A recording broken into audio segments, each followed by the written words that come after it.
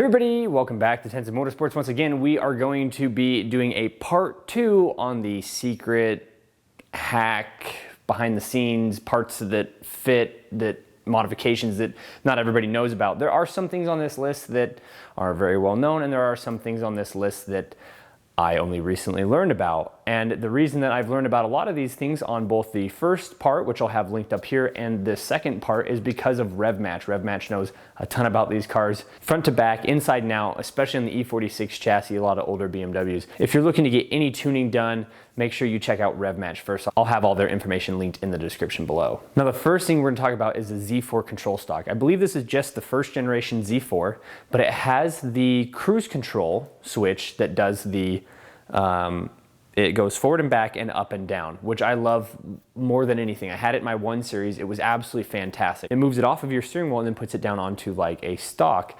And the reason that that's nice is if you start running steering wheels or have a steering wheel that's not hooked up and working right, then you can still have your cruise control. So this is gonna be something that I will do to my race car and to this one at some point, but there's also some other things that we're going to be using it for, and we'll get to that in just a moment.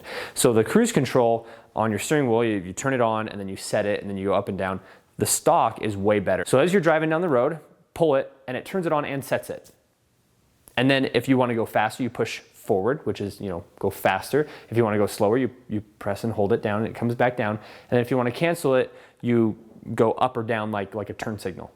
It is the coolest thing. So as you're driving, you just flick a switch and you're done. It's turned on and set. It is the simplest system and I miss having that. And I'm really happy to hear that the one out of the Z4 can actually be put onto this car.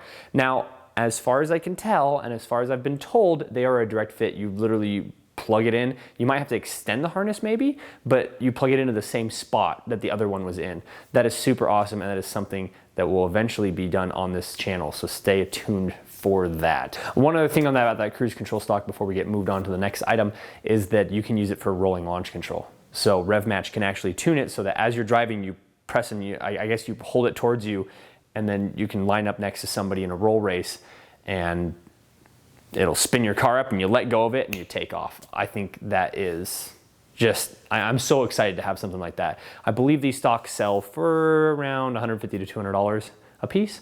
So I'm gonna be buying 2 of them at some point. So let's move on to the next item. So the next item is the M50 Intake. A lot of people have talked about this. Don't do it, do it. This is a fairly well-known item, but the M50 Intake does fit on these M54 engines. There are many advantages to doing this. Right off the bat, with a naturally aspirated engine, with the correct tuning, which Revmatch knows how to do, you can actually gain horsepower and torque. A lot of people say you lose the low end and you only gain a little bit in the high end, and it's not worth that, taking that away. Revmatch can actually gain torque and gain horsepower. So if you do an M50 swap, make sure you talk to them. In boosted applications, you get rid of your DC valve. There's a lot less crap to it. It weighs less, it's smaller. Overall, I think it's something that if you're gonna be doing heavy modifications, it's something you should do. The DC valve on this car here it hasn't been deleted as in physically removed and blocked off, but it is no longer working. So it's only in there to plug that hole. Well, in the M50 Intake, that hole doesn't exist. So you don't have to worry about a lot of that stuff.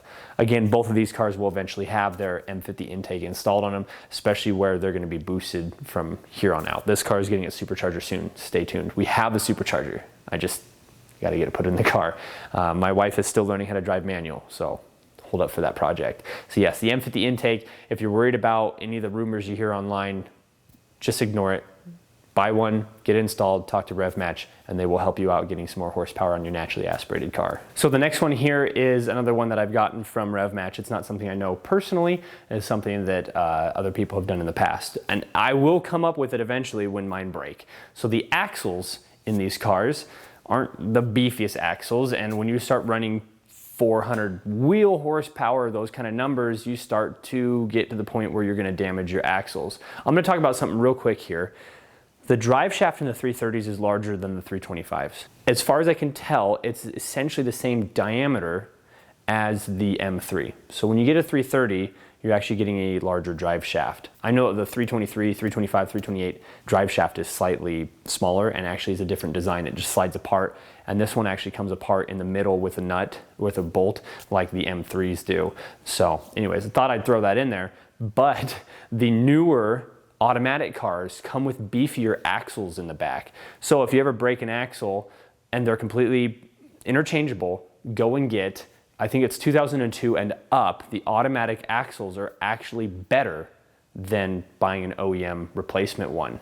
So obviously if you've got that year of car, you don't have to worry about it, but if you've got like, this is an 01, the underpinnings of this car is an 01 as well. So at some point when those break, we will be doing from 2002 and newer, the automatic axles. All right, and then the next thing I want to talk about real quick is the brakes. So the Porsche brakes is what we talked about in the last video, and those are a really good option because you take them off of a Porsche and then you can put them on the E46. There are some things you have to do. It's not like a direct fit, so you're gonna have to change out your rotor and things like that. But when you're doing bigger brakes, that's kind of a given that you're gonna be not keeping the standard rotors. I'm actually running 440 brakes off of an F30 or F32 or whatever some of the newer models are called. It's a 440, so I believe the car was a 2016 at the time. I'll have the link to the video of me putting those on, linked up here, and it's just been fantastic. The car stops on a dime.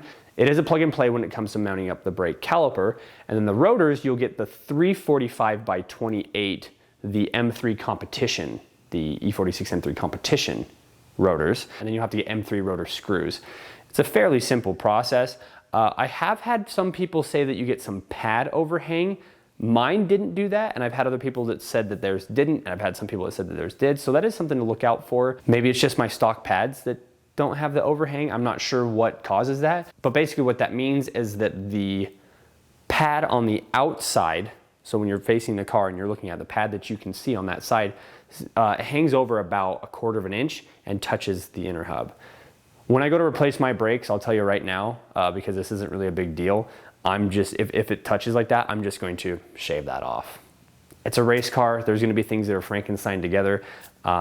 If you want something that's just gonna be a slap plug and play and you don't have to worry about it ever again, this might not be something that you'd be interested in. But if you want a cheap set of 4-piston Brembo made brakes, then this is a fantastic way to go. I believe you can still find these for around $500 used.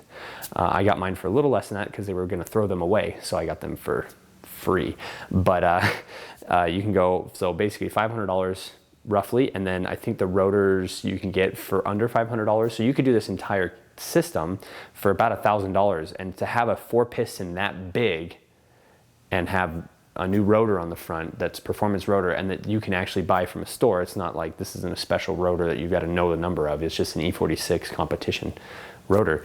I think it's worth it. All right, and then the last thing is the cooled diff cover. So this would have the heat sinks on it for the back of these cars.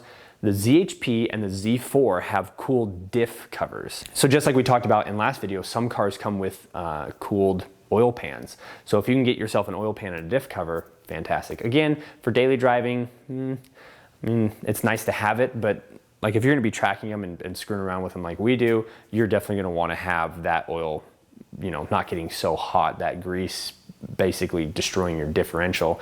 You're gonna wanna get yourself a diff color. So that would be I believe the first generation Z4. Again, I don't know how much further past, I'm assuming the next generation Z4 has a whole bunch of things that are different, because that's when you start getting into the turbocharged engines and they change out a whole bunch of stuff. So the first generation Z4, which shares motors like these do, and the ZHP will have cooled diff covers. So there you go, 5 more things that some of you probably knew some of them, but didn't know others that fit and that will be eventually done to these cars. Again, huge thanks to Revmatch. They know so much about these vehicles, it's insane. If you're gonna tune, even if you're just tuning to get yourself some more fuel efficiency, go talk to them first. They're great people, great prices, and their turnaround time when you go to send in your tune and get it back is within a few days. I love working with them. Thanks again, guys, so much. Revmatch, I'm talking to you right now. So if you're watching, comment. We'll see if they watch through to the end of my videos. But yeah, so everybody else comment, any comments or questions down in the comment section below. I really appreciate it. Everything that I talk about will be linked in the description. So I'll have that down there so that you can see the points and some of the things that I was talking about, links, references and things like that. So thanks again so much for watching. We'll see everybody in the next video.